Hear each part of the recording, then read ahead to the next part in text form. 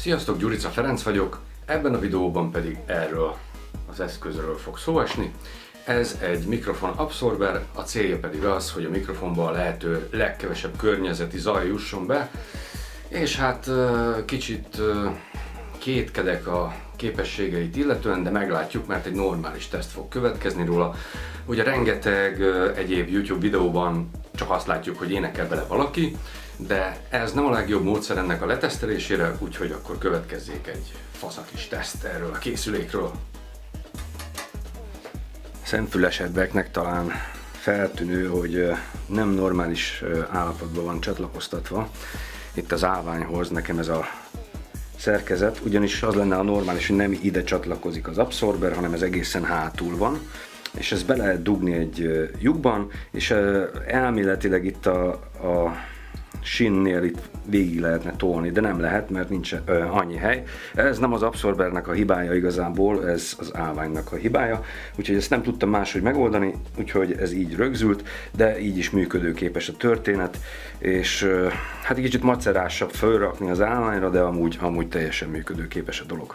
Készülékhez van még egy masszív vas szerkezet is, és ennek az a célja, hogyha más rögzítési megoldás nincs, akkor erre a két lyukra rögzítsük, ugyanis az a nagy helyzet, hogy ha megnézzük a hátulját ennek az abszorbernek, akkor látszik, hogy itt van 2 darab csavar, és erre lehet rögzíteni ezt a bizonyos vasat.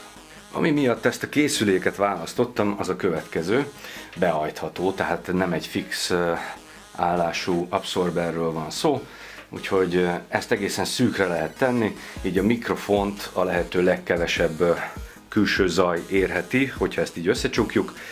Hát reméljük, hogy van valamilyen hatása, és akkor kezdődjék a teszt. A megfelelő teszt eredmény érdekében kétfajta hangot fogok lejátszani, az egyik az egy lábdob lesz, a másik pedig egy tapshang lesz. Ezeket ki fogom küldeni a hangszórókra, és fölveszi a mikrofon. Viszont 4 állásban lesz rögzítve, ez azt jelenti, hogy lesz úgy, hogy rajta lesz ez az abszorber, és úgy rögzít a mikrofon, lesz úgy, hogy nem, illetve lesz úgy, hogy meg lesz fordítva, tehát eltérő irányba fog nézni a mikrofon. Úgyhogy a lényeg az, hogy ebből kiderül utólag, már az utómunkánál, kiderül, hogy mennyivel több zaj, külső zaj jutott be a mikrofonba, vagy mennyivel kevesebb. Tehát akkor kezdjük is. A felvételt beállítom, már megy is.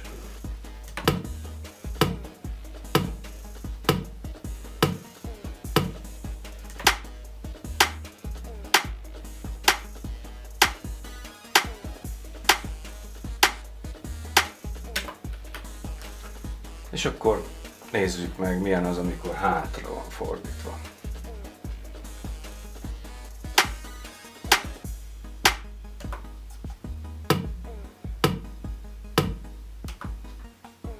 Oké. És akkor következik az abszorber nélküli. Szóval ez volt az abszorber nélküli felvétel, és akkor összehasonlítjuk a gépen, hogy mennyivel több a zaj. Meglátjuk. És igen, a változatosság kedvéért csinálok egy olyan hangtesztet is, amikor ki van nyitva a számítógép ajtaja, vagy legalábbis a szekrény ajtaja, és megnézzük, hogy akkor milyen zajokat vesz be a mikrofon, tehát mennyire veszi be a gépzajt, illetve akkor, hogyha fönt van az abszorber, és megállapítjuk, hogy ére valamit mondjuk a gépzaj ellen. Nagyon sok youtuber ugye hát a géppel együtt használja a mikrofont is felvételkor, és hát bizony, hogyha nem egy ilyen halk laptopról van szó, akkor belehallatszódhat a zaj. Na hát a teszt eredmény rendkívül különös fordulatot vett, ugyanis az a helyzet, hogy hát elég érdekes. Itt nézzük a gépzajt, és ez itt az abszorberrel készült, ez pedig az abszorber nélküli gépzaj felvétel.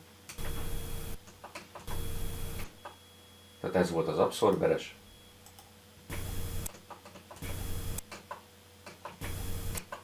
De be is tudom loopolni, igaz, van egy kicsi zaj az elején.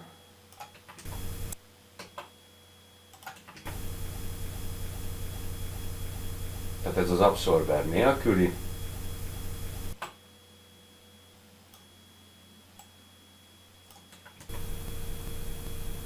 Ez pedig az abszorberes.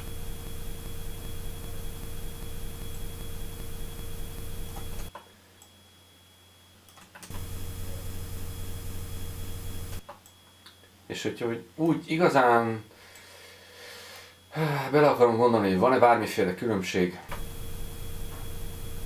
válaszom az, hogy nincs. Tehát semmilyen szinten nem befolyásolta azt, hogy a gépzaj hogy kerüljön be a mikrofonba. Itt, ami meg fog szólalni, tehát felváltva fogom megszólaltatni. Először az abszorberes fog megszólalni, ez a hangszóróra irányított mikrofon. Ez is a hangszóróra irányított mikrofon, de abszorber nélkül.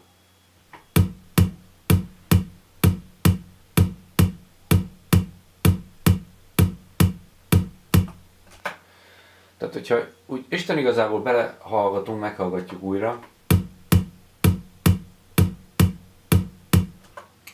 akkor bármilyen hülyén hangzik, de majdhogy nem az abszorber nélküli jobb.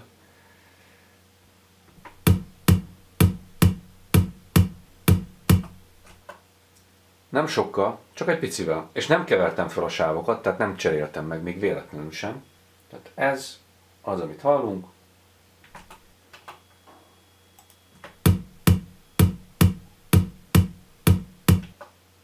Tehát, hogy nem, hogy elgyengítette volna a szobai visszaverődéseket, hanem egy nagyon picit, de tényleg egy nagyon hallomány mértékben felerősítette a mély frekvenciákon. Nyilván a tranziens az nem változik ebben, az már egy magasabb tartomány, de a mélyebb zönge az egy picivel erősebb, vagy inkább hosszabban tartó lecsengést produkál.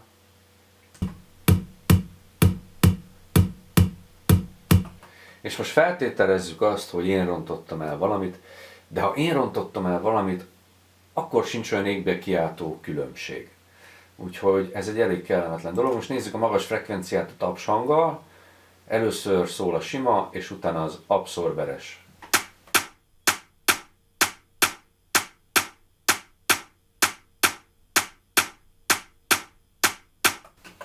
Gyakorlatilag semmilyen különbséget nem hallunk, minimális különbség van magának a tapsnak a hangjában, viszont a lecsengési idő, meg az, hogy hallom a lecsengését, az semmilyen szinten nem változott.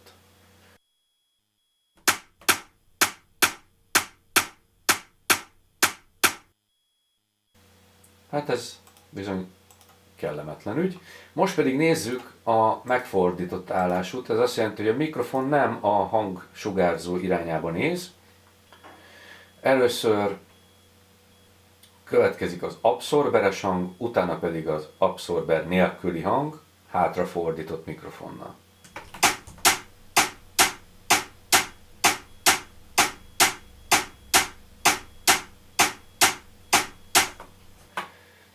És itt már hallatszik egyfajta különbség, a magas frekvenciákat egy kicsit jobban szűri.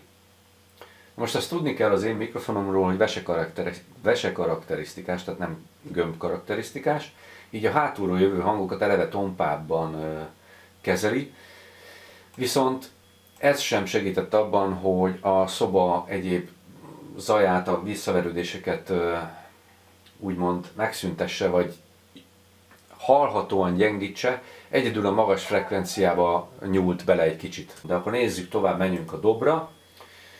Itt van, azt mondja, hogy ez az abszorberes dob, ez pedig az abszorber nélküli dob, hátrafordított mikrofonnal.